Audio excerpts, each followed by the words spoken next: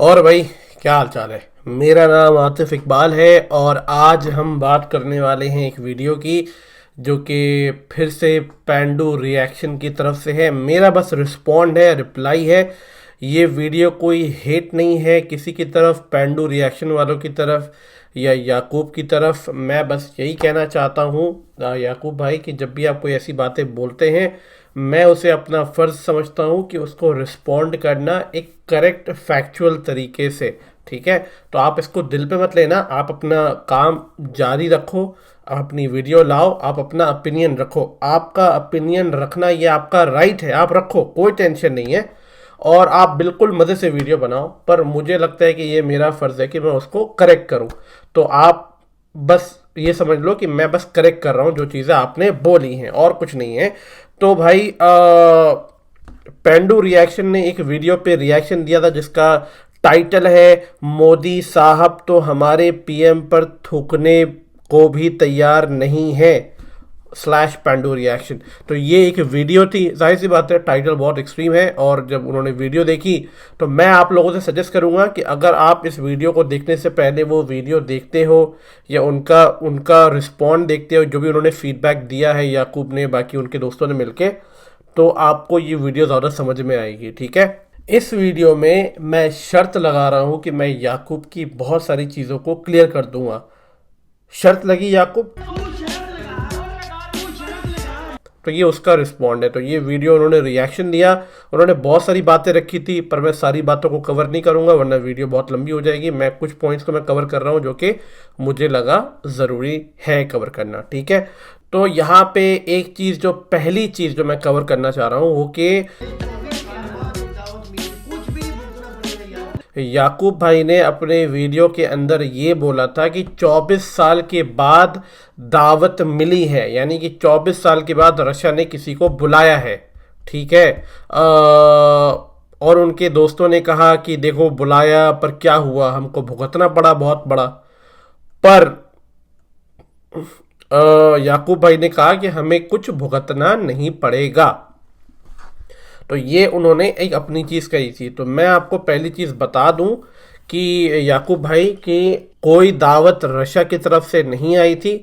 जब किसी कंट्री को जाना होता है वो अपने डिप्लोमेटिक रिलेशन या डिप्लोमेटिक एनालिस्ट उनके अप्रोच करते हैं, फिर वहाँ से उनके वो होते हैं। ऐसा नहीं है कि इसमें रशिया की मंजूरी नहीं थी, पर यह कहना है कि रशिया ने बुलाया ये गलत है। इमरान खान खुद गए थे और इमरान खान अपने काफ़ी बार ये भी कह चुके हैं कि वो गए थे अपने कुछ ऑयल पाइपलाइन के बारे में डिस्कस करने के लिए। तो वो गए थे, तो इमरान खान खुद गए थे, ना कि रशिया ने उनको बुलाया था। अब ये होता है ना कि आप किसी के घर पे जाओ तो कोई अपना दरवाज़ा तो बंद नहीं कर लेगा ना भाई।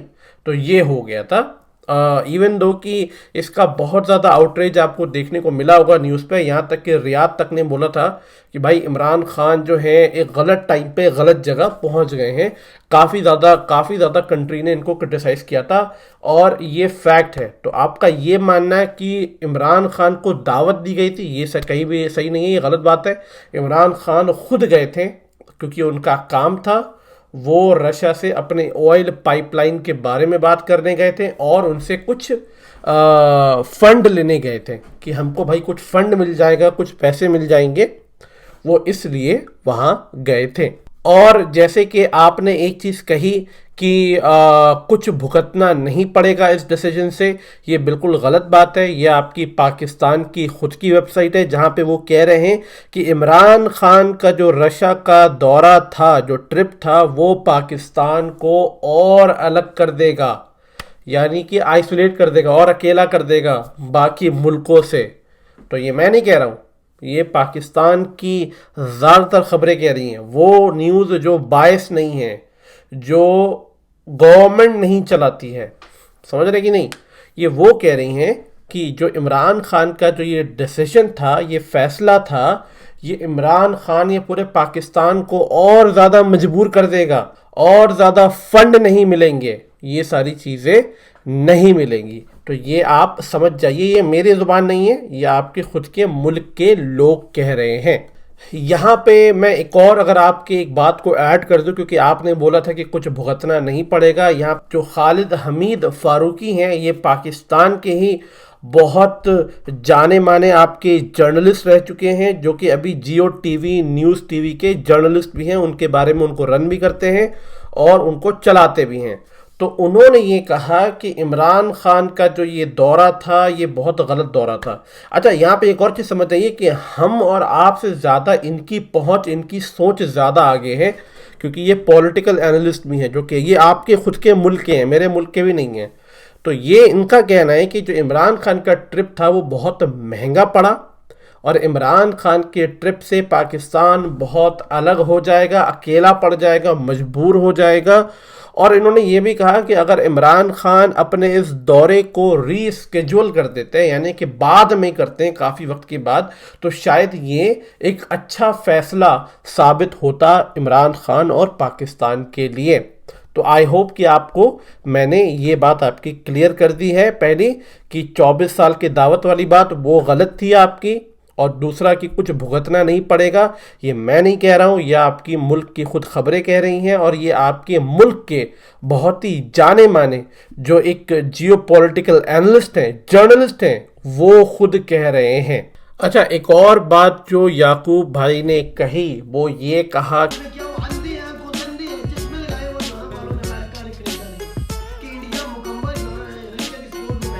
कि यूरोप, यूएस, यूके, कनाडा क्या अंधे हैं? क्या इनको दिख नहीं रहा है कि इंडिया किसके साइड जा रहा है? इंडिया खुले आम रशिया को सपोर्ट कर रहा है, क्या वो उनको दिखता नहीं है? देखिए याकूब भाई, मैं आपको एक चीज़ अगर बता दूं कि जी हाँ, इंडिया रशिया को सपोर्ट करता है और इंडिया का हर एक नागरिक, या मैं कह सकता हूँ कि मेजॉरिटी में लोग रशिया को सपोर्ट करते हैं। इसके पीछे ऐसा नहीं है कि रशिया हमारा चच्चे का लड़का है, ऐसा कहीं भी नहीं है। डिप्लोमेसी जो होती है या जियो पॉलिटिक्स जो होती है वो इमोशंस या भावनाओं के बेस पे नहीं चलती है, वो चलती है फ़ायदे के बेस पे कि किससे किसका क्या फ़ायदा है और उस फ़ायदे से हम दोनों कितना ग्रो करेंगे, उस बेस पे कंट्री की डिप्लोमेसी चलती है। जहाँ तक बात रही रशिया को सपोर्ट करने की, रशिया को हम सपोर्ट या रशिया हमें सपोर्ट आज से नहीं कर रहा है, बहुत वक्त से। ये तब की बात है, 90s की बात है, तब से रशिया जो है इंडिया को सपोर्ट करता आया है। इसी चक्कर में इंडिया भी रशिया को सपोर्ट करता है। आपका ये कहना है कि बाकी कंट्री इस पे एक्शन क्यों नहीं ले रही है, क्योंकि आपको ये समझना बहुत ज़रूरी है कि इंडिया एक बहुत बड़ा मार्केट है, जैसे कि पाकिस्तान में कहते हैं ना मार्केट है, तो बहुत बड़ा मार्केट है इंडिया, जिसके वजह से बड़ी बड़ी कंट्री भी उतने टफ डिसीजन नहीं ले सकती इंडिया के अगेंस्ट। ठीक है, तो ये एक चीज़ है। तो मैं आपको यहाँ पे बताना चाहता हूँ कि रशिया ने इंडिया की कब कब हेल्प करी है।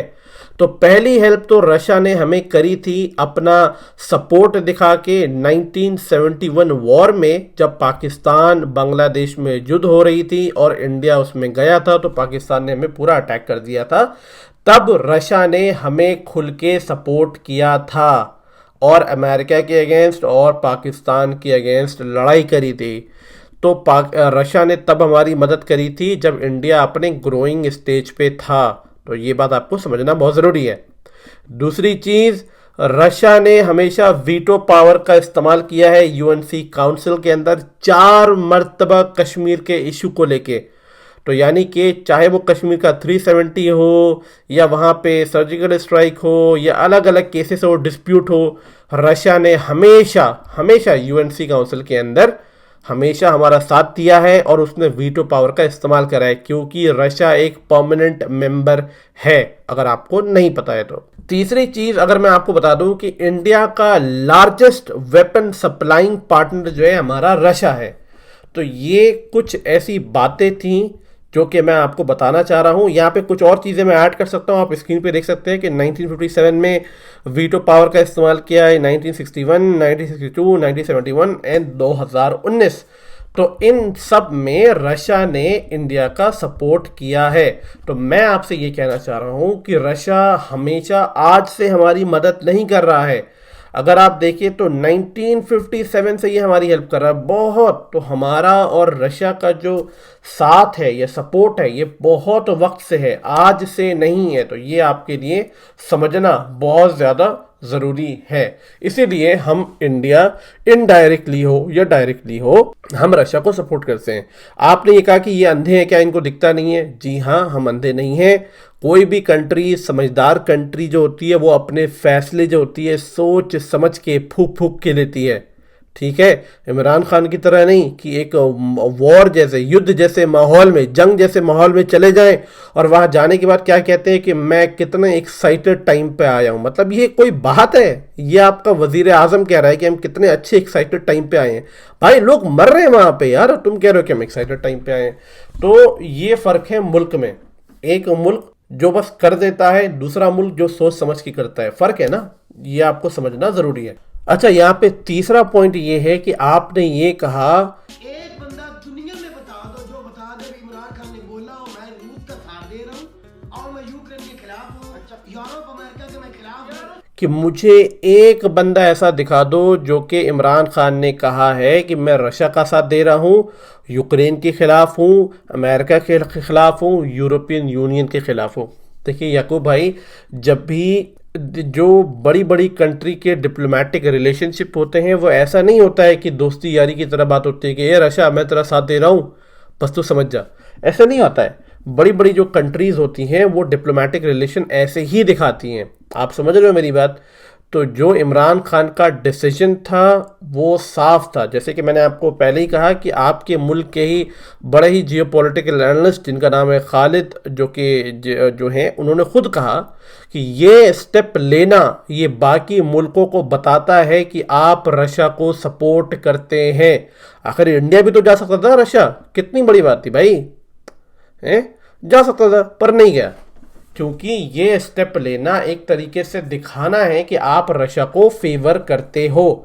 तो ये एक बहुत ही गलत एग्जाम्पल उन्होंने सेट किया था, समझ रहे हो? तो ये आपको समझना बहुत ज़्यादा ज़रूरी है। डिप्लोमेटिक रिलेशनशिप जो होते हैं वो ऐसे नहीं होते हैं। डिप्लोमेटिक रिलेशनशिप ऐसे ही होते हैं जहाँ पे दो मुल्क, अगर एक मुल्क से कुछ भी कहता है तो वो एक लिया जाता है इनडायरेक्टली कि आप उस मुल्क को सपोर्ट कर रहे हो, तो जो कि इमरान खान ने किया। अच्छा, यहाँ पे एक और चीज़ मैं आपको क्लियर कर दूं कि यहाँ पे बहुत ही बड़ा दोगलापन दिखता है यहाँ पे। जैसे कि मैंने आपको दिखाया कि रशिया ने कितनी बार इंडिया का सपोर्ट किया, इंडिया का फेवर किया।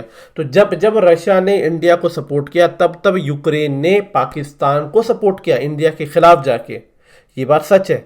कश्मीर के इश्यू पे यूक्रेन ने पाकिस्तान का साथ दिया, वीटो कर दिया। और हर बार जब हमने न्यूक्लियर टेस्ट भी किया तो रशिया ने हमारा साथ दिया, यूक्रेन ने हमारे अगेंस्ट किया और पाकिस्तान को इनडायरेक्टली उन्होंने सपोर्ट किया।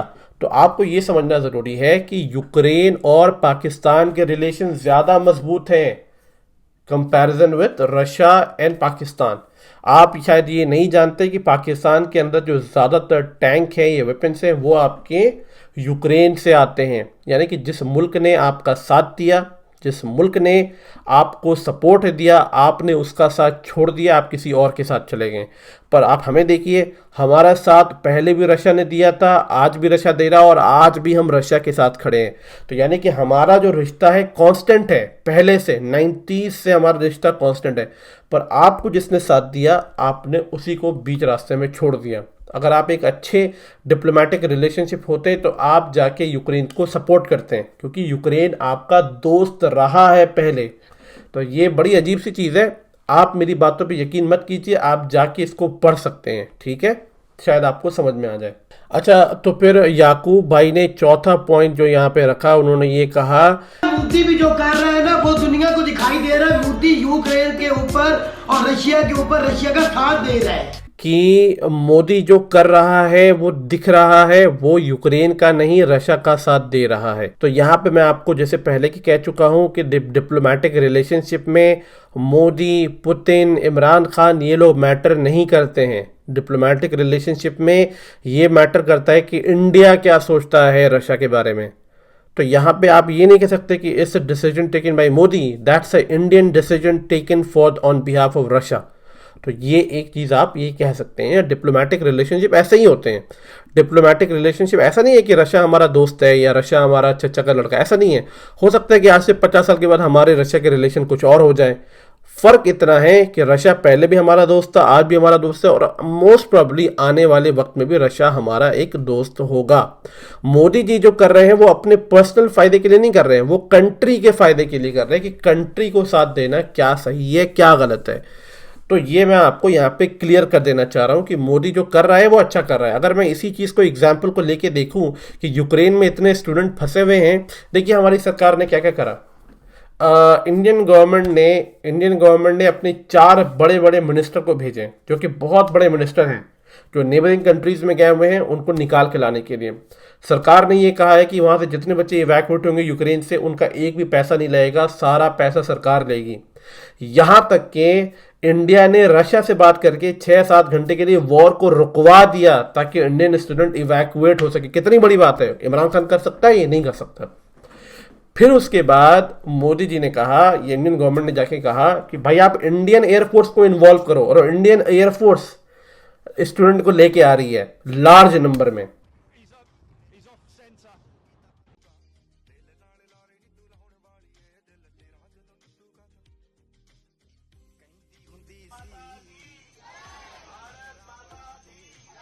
और यहां तक कि सरकार ने एयरफोर्स को और पुश किया कि आप जल्द से जल्द ज्यादा से ज्यादा नंबर में लेके आओ।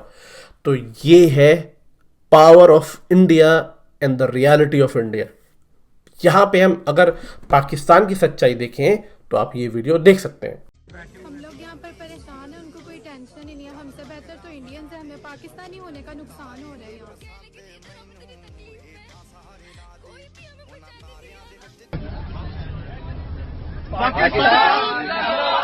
A few moments later. हमारे साथ इन लोगों ने एम्बेसी वालों ने स्कैम किया है। हम लोगों से वीडियो इन्होंने बनवा लिया है फॉर देयर गुड रेपुटेशन, और हमें बस में बिठा के खुद बस में बैठे ही नहीं है, खुद अपनी अलग से गाड़ी में बैठे हैं। इस वीडियो में आपने देखा है कि खुद पाकिस्तान के जो स्टूडेंट हैं, जिनकी हमारी सिंपैथी है उनकी तरफ, हमें उनसे कोई गिला शिकवा नहीं है, पर आप खुद देखें कि वो तड़प रहे हैं, रो रहे हैं, परेशान है कि आपकी सरकार जो है किसी लायक नहीं है। उनको झूठ बोलना पड़ रहा है कि वो इंडियन हैं। उनको ये अफसोस है कि काश वो इंडियन होते हैं। वो इंडियन फ्लैग दिखा दिखा के बच के अलग अलग कंट्रीज में वो कर रहे हैं। आपकी सरकार तो कह रही है कि आप वीडियो लेके सोशल मीडिया पर डालो ही नहीं। तो अगर सोशल मीडिया पर डालेंगे नहीं तो पता कैसे चलेगा कौन कहाँ फंसा हुआ है। तो ये है सच्चाई। तो आपको समझना बहुत ज़रूरी है। जो मोदी जो कर रहा है वो दुनिया को दिख रहा है। भाई आप नहीं समझ रहे हैं। मैं आपको सिंपल सी बात बताता हूँ, इंडिया और पाकिस्तान का डिफरेंस। इंडिया की इकोनॉमी ये है, और जो कि 3+ मिलियन ट्रिलियन डॉलर है, और पाकिस्तान की इकोनॉमी आप देख सकते हैं। तो it's all about power, it's all about pressure, और it's all about economy, it's all about highly intellectual people, it's all about कि आप वर्ल्ड को क्या दे रहे हो। इंटरनेशनल प्रेशर पैदा करने की ताकत आज हिंदुस्तान में 100 करोड़ का देश है। पूरी दुनिया में प्रेशर हम पैदा कर सकते हैं।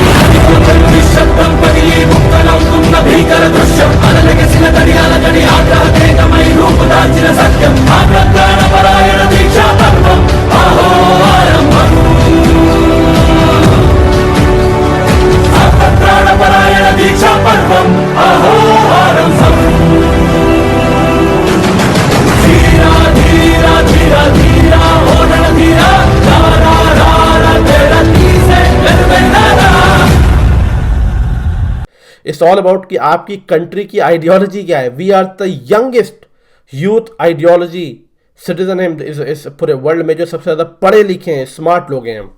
ऐसा नहीं कि हमारे अंदर गलतियां नहीं है, बिल्कुल गलतियां हैं, पर हम उसको इम्प्रूव कर रहे हैं। पर मैं आपके बारे में क्या ही बोलूँ, आप बेहतर जानते हैं पाकिस्तान की हालत। जो आखिरी चीज़ याकूब भाई ने ये कही है कि यूरोप वाले खरीदेंगे पाकिस्तान से, उनकी मजबूरी है, वो खरीदेंगे। मैं देखूंगा कोई यूरोप की कंट्री पाकिस्तान से नाता तोड़ेगा, कोई भी नहीं तोड़ेगा। कोई भी यूरोप कंट्री पाकिस्तान से अपने रिश्ते, अपने ताल्लुकात, रिलेशनशिप खराब नहीं करेगी। ये उनकी मजबूरी है, उनको खरीदना पड़ेगा। उन्होंने ये बोला याकूब भाई ने कि उनको खरीदना पड़ेगा, उनको खरीदना है, उनकी मजबूरी है। और मैं देखता हूं कि कैसे वो रिश्ता तोड़ेंगे। वो नहीं तोड़ेंगे। देखिए याकूब भाई, ये चीज़ें बोलने में अच्छी लगती हैं, पर रियलिटी गलत है। आप ऐसा नहीं है कि मैं आपकी तरफ नफरत फैला रहा हूँ, पर आप जो कह रहे हैं उसका कोई बेस नहीं है, कोई सर नहीं है, कोई पैर नहीं है, आप बस बोलते जा रहे हैं। ठीक है, आपने कहा कि यूरोप को पाकिस्तान से खरीदना पड़ेगा, उनकी मजबूरी है। चलें, ठीक है, मैं आपकी बात से मैं कोई इनकार नहीं कर रहा हूँ, आप जो कह रहे हैं मैं आपकी बात से एग्री कर रहा हूँ। तो ये जो आप अभी स्क्रीन पे देख रहे हो ये यूरोप की गवर्नमेंट की वेबसाइट है, जहां पे वो खुद कह रही है, जो कि हाईलाइटेड पार्ट है, कि पाकिस्तान जो है यूरोपियन यूनियन को सबसे ज्यादा टेक्सटाइल और क्लोथिंग जो है एक्सपोर्ट करता है, 75.2% चीजें एक्सपोर्ट करता है। ठीक है, तो यहां पे आपको ये समझना चाहिए जो क्लोथिंग या टेक्सटाइल की जो चीजें होती हैं सबसे ज्यादा लार्ज नंबर पे पाकिस्तान एक्सपोर्ट करता है यूरोप को। ठीक है, ये मेन समझते हैं, बाकी छोटी छोटी चीजें तो वो इंसान कहीं से ही मंगा सकता है।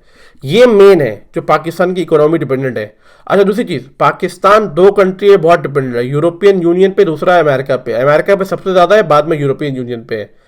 अमेरिका ऑलरेडी लात मार देगा तो आप किसी काम नहीं रहोगे, यूरोपियन यूनियन ही मार देगा तो फिर आपका फिर जो है बहुत बुरा हाल हो जाएगा। तो आपने यूरोप की बात करी तो मैं यूरोप को ही लेता हूँ, यूएस को साइड कर देता हूँ अभी। तो यूरोप में ये दो चीज सबसे ज्यादा जाती है पाकिस्तान से, एक है टेक्सटाइल, दूसरा है क्लोथिंग। अगर आप यहाँ पे अभी स्क्रीन देखेंगे तो यहाँ पे आप देख सकते हैं जो वर्ल्ड का सबसे बड़ा आपका जो एक्सपोर्टर है, ठीक है, यहाँ पे क्लोथिंग का जो एक्सपोर्टर है वो है आपका चाइना, दूसरा है European union, Vietnam, Bangladesh, Turkey, India, Malaysia, United kingdom, Hong Kong and Indonesia. तो यानी कि पाकिस्तान जो सबसे बड़ा एक्सपोर्टर है जिन चीजों का, आप यकीन मान रहे हैं कि ये टॉप 10 के लिस्ट में भी नहीं है पाकिस्तान। यानी कि ये इतने मुल्क हैं जिससे यूरोप मंगवा सकता है, यानी कि 10 ऐसे और शायद और भी लिस्ट में होंगे, ये कंट्री लिस्ट में है जिससे मंगवा सकता है। तो अब आपने कहा कि वो तोड़ेंगे ही नहीं, उनको लेना ही पड़ेगा, ऐसा नहीं है, उनके पास ऑप्शंस हैं और भी।